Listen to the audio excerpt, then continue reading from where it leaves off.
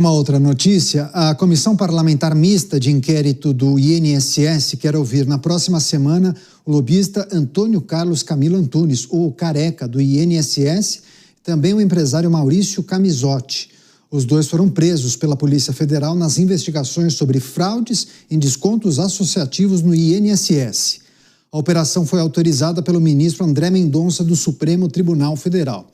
Quem conta pra gente todos os detalhes é o Lucas Martins. A Comissão Parlamentar Mista de Inquérito colocou como prioridade ouvir Antônio Carlos Camilo Antunes, o careca do INSS.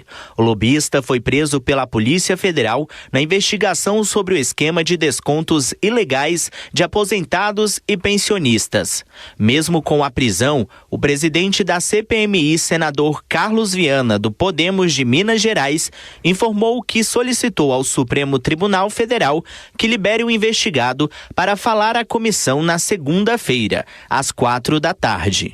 O próximo passo agora da CPMI é encaminhar ao Supremo Tribunal Federal um requerimento ao ministro André Mendonça para que ele permita o depoimento dos dois presos, o Careca e o Camisotti, dessa vez como conduzidos à CPMI na próxima semana. Eles já estavam intimados pela Polícia do Legislativo, já haviam confirmado presença, agora nós queremos ouvi-los. Eles têm muitas explicações a dar ao Brasil. Como eles conseguiram roubar tão facilmente a Previdência, como conseguiram expandir esse esquema envolvendo servidores públicos, políticos e onde está o dinheiro, que é uma pergunta que o contribuinte brasileiro faz hoje. O que eles fizeram com os bilhões roubados dos aposentados brasileiros?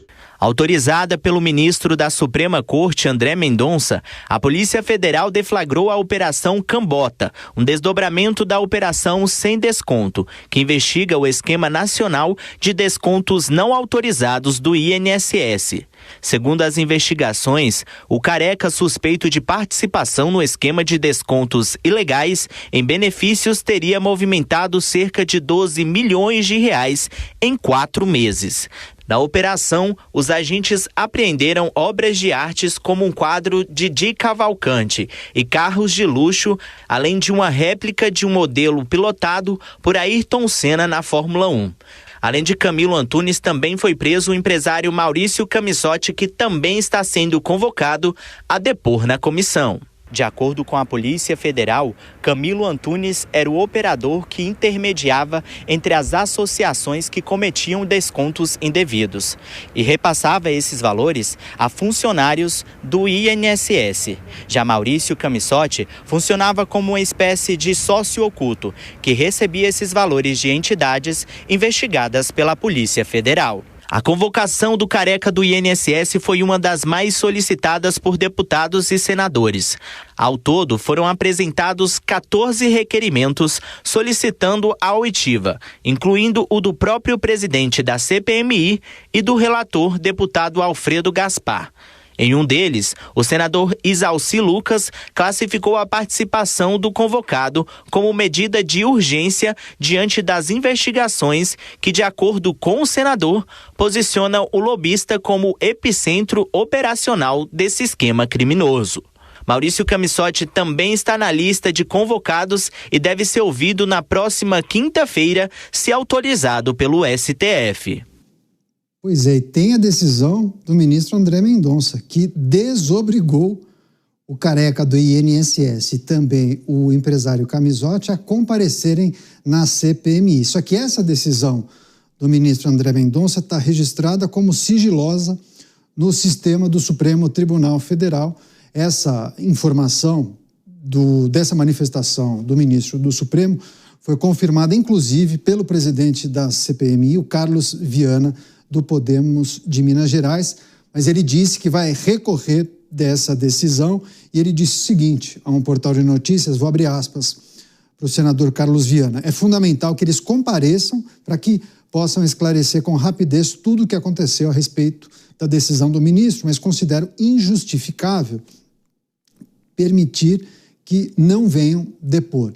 Chamar o Cristiano Vilela para trazer as considerações a respeito desse imbróglio que envolve esse esquema de descontos ilegais no INSS.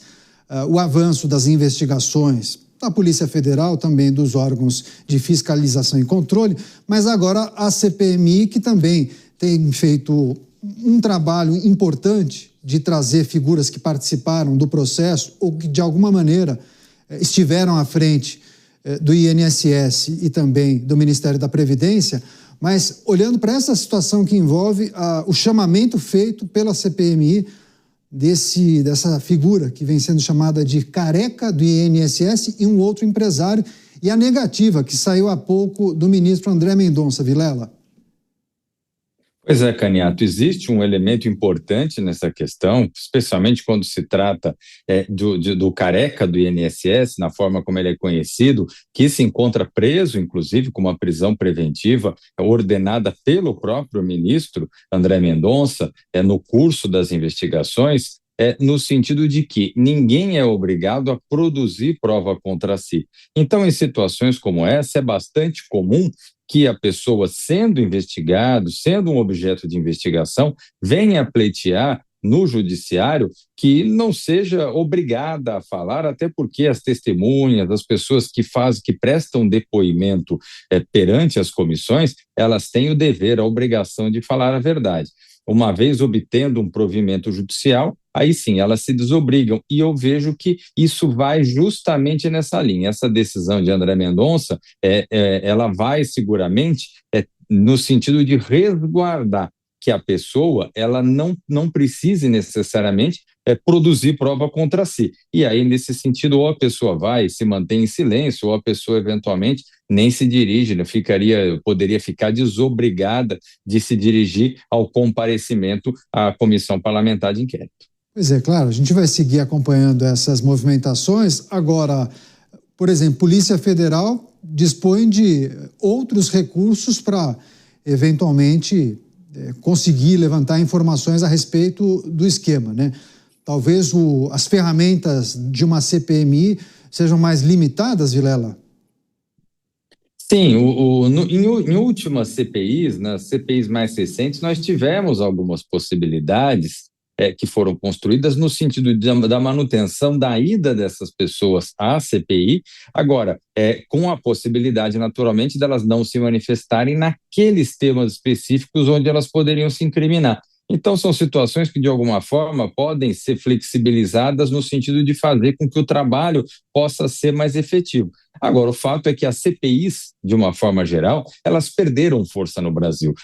Talvez há 20, 30 anos elas estivessem ali na crista da onda e, de alguma forma, elas tivessem um certo protagonismo na cena política, capazes de fazer com que nomes pudessem crescer no cenário político nacional, ou outros nomes pudessem ser apagados no cenário político nacional por conta de uma participação pouco expressiva. Então, esse cenário já não condiz mais com a realidade e, de fato, hoje o judiciário, os órgãos de investigação, de uma forma geral, acabam tendo um protagonismo bastante mais significativo na solução dessas demandas e, consequentemente, acabam aparecendo mais.